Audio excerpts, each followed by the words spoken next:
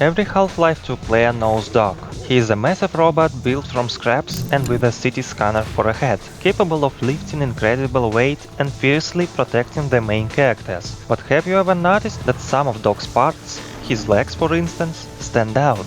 They look like they weren't originally just metal scraps, but were taken from another creature or a synth.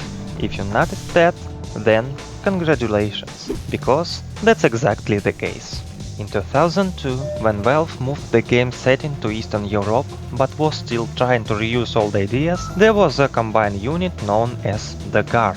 You can actually see him matching among the soldiers in the E3 2002 demo. And yes, I'm talking about that big freak with a face sunken into its chest. As you can see, his legs and general body shape mirror Doc's design. This synth was based on an old concept art for Half-Life 1, which depicted an alien in an exoskeleton equipped with a black hole gun. In Half-Life 1, this idea evolved into the Alien Grunt, but in Half-Life 2, the developers tried to return to the roots and implement the unit that attacked with the black holes. How did that turn out? Well, it went worse than not great.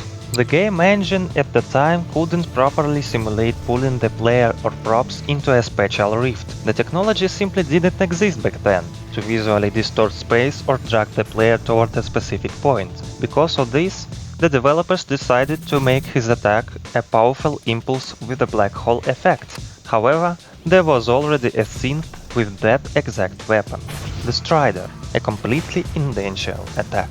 Ultimately, the developers liked the Strider much more than this big guy with a power gun.